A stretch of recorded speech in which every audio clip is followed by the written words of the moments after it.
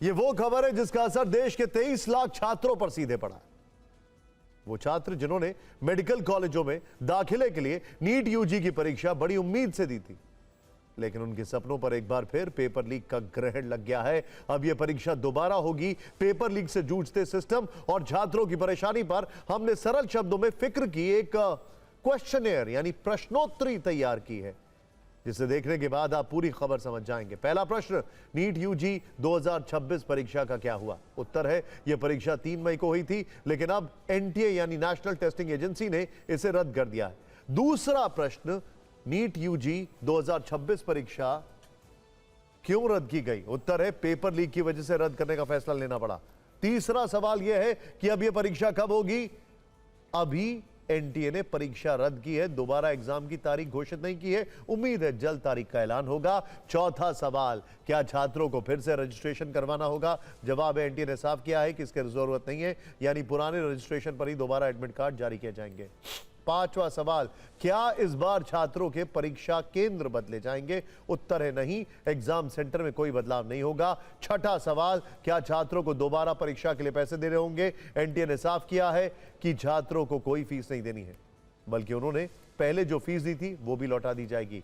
सातवां सवाल, अगर पेपर लीक हुआ है तो इसकी जांच कौन करेगा? एनटीए ने इसकी जांच सीबीआई के हवाले कर दी है और सीबीआई ने अपनी जांच शुरू भी कर दी है।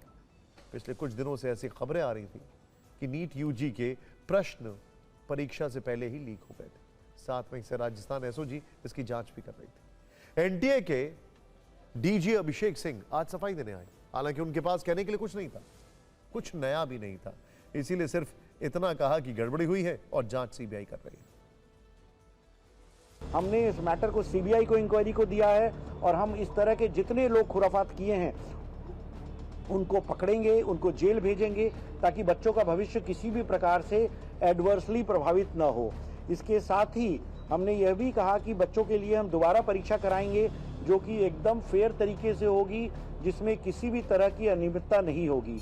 पेपर जो एडमिनिस्टर किया गया था 3 तारीख को, जो 4 वर्जन पेपर के होते हैं, उनमें से कोई पेपर मार्केट में नहीं आया, कहीं लीक नहीं हुआ है।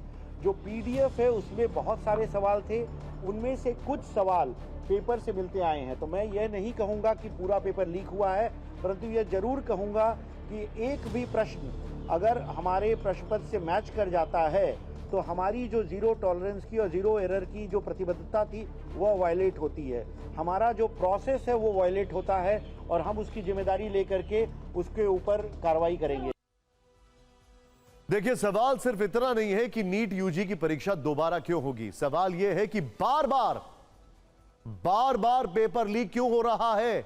टीवी 9 भारतवर्ष ने सबसे पहले छात्रों की फिक्र को प्रमुखता से उठाया। कल इसी शो में हमने आपको बहुत डिटेलिंग की थी। एनटीए के निर्णय के बाद अब भी कई सवाल हैं। 23 लाख छात्रों के भविष्य से खिलवाड़ करने वाला कौन है?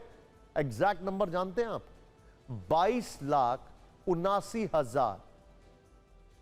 सोचिए, और फिर उनके परिवार वाले कितने लोग अफेक्टेड है इससे?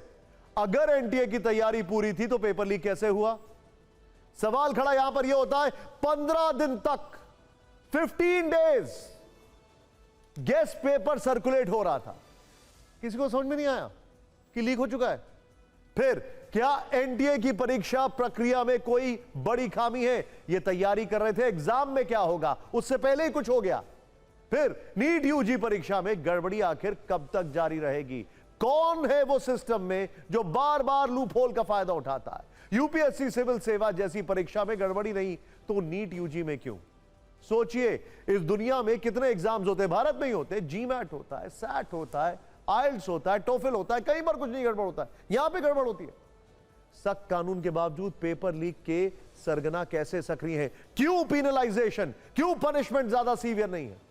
क्या ऐसे मामलों में सिर्फ जांच का आदेश देना ही काफी है? बार बार आखिर परीक्षा कराने वाली एजेंसियों की जिम्मेदारी कब तय होगी? सोचिए, देश में पेपर लीक पर ब्रेक क्यों नहीं लग रहा है?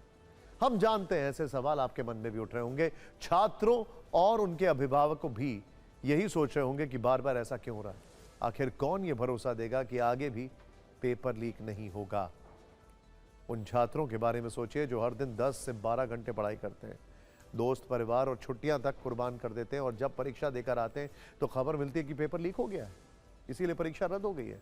एजेंसियां कह देती हैं कि दोबारा परीक्षा करवाएंगे, लेकिन पेपर लीक करने वाले माफिया सरगना की सजा छात्र क्यों भुगते हैं?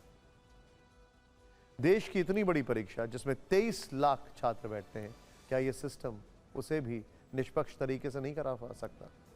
आज हम परीक्षा सिस्टम और उसकी खामियों को डिकोड करेंगे, पेपर लीक नेटवर्क की पोल खोलेंगे, लेकिन पहले आप उन छात्रों का दर्द सुनिए जिनकी मेहनत भ्रष्ट सिस्टम की भेंट चढ़ गई।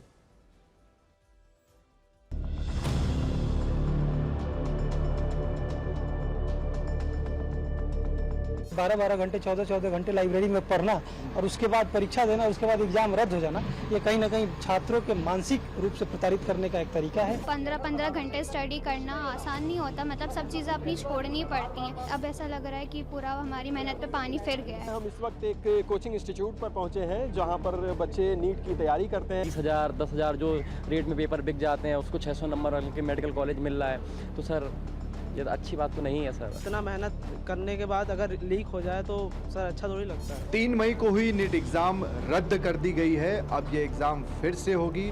स्टूडेंट्स का क्या कहना है, क्या मानना है और कितने परेशान हैं, क्योंकि ये पहली बार नहीं है जब इस तरह से एग्ज़ाम्स रद्द की गई हो।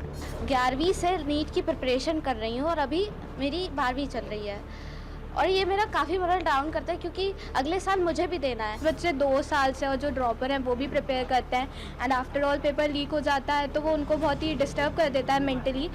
गलत चीज़ हुई है, लोगों को सज़ा भी मिलनी चाहिए अच्छे से, इसके पीछे जिसका हाथ है उसको भी पकड़ा जाना चाहिए। लाइक इट्स अ ड्रीम हमारा कि हम भी स्टेटोस्कोप पहनेंगे और देश की सेवा करेंगे और हम पूरे 2 साल से इसके लिए मेहनत कर रहे होते हैं। जब हमें पता चलता है कि एक स्कैम की वजह से जो है ये पेपर दोबारा हो रहा है तो ये बहुत बड़ा एक मेंटल ट्रॉमा है, खास तौर पे हम जैसे स्टूडेंट्स के लिए। एनटीए कितनी बड़ी एसोसिएशन है, कितनी बड़ी एसोसिएशन है, उससे ऐसी गलतियां हो रही है, पेपर लीक करना पिछले 3 साल में से 2 साल में पेपर लीक हुआ है और फिर आप डिसीजन ले रहे हो पेपर कैंसिल करने का। कुछ भी नहीं, अपने सारे इंटरेस्ट को साइडलाइन कर बड़े अच्छे से मेहनत की होगी, उसके लिए तो ये बहुत बड़ा एक ट्रॉमा, एक सजा है। अथॉरिटीज से क्या कहेंगे, कुछ कहेंगे अथॉरिटीज?